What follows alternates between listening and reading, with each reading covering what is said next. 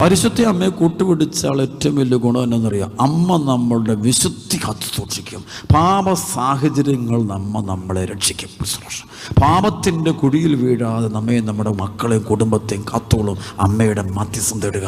അമ്മയുടെ ആത്മനാശം ഉണ്ടാകാൻ അമ്മ സമ്മതിക്കില്ല. അമ്മയുടെ വിമല ഹൃദയത്തിന് പ്രതിഷ്ഠിക്കപ്പെട്ട ഒരു ആത്മാവ് നശിച്ചു പോകാൻ അമ്മ സമ്മതിക്കില്ല.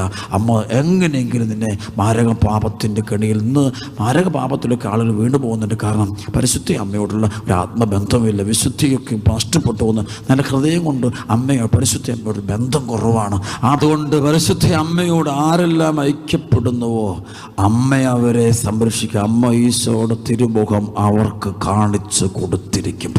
അമ്മയുടെ വിമല ഹൃദയത്തിന് നിന്നെ നിന്റെ കുടുംബത്തെയും എപ്പോഴും പ്രതിഷ്ഠിച്ചു കൊണ്ടിരിക്കുക. പറ്റുമെങ്കിൽ എല്ലാ ദിവസവും ഒരു ദിവസം പോലും മുടങ്ങാതെ പരിശുദ്ധ അമ്മയുടെ ജപമാല ചൊല്ലുക.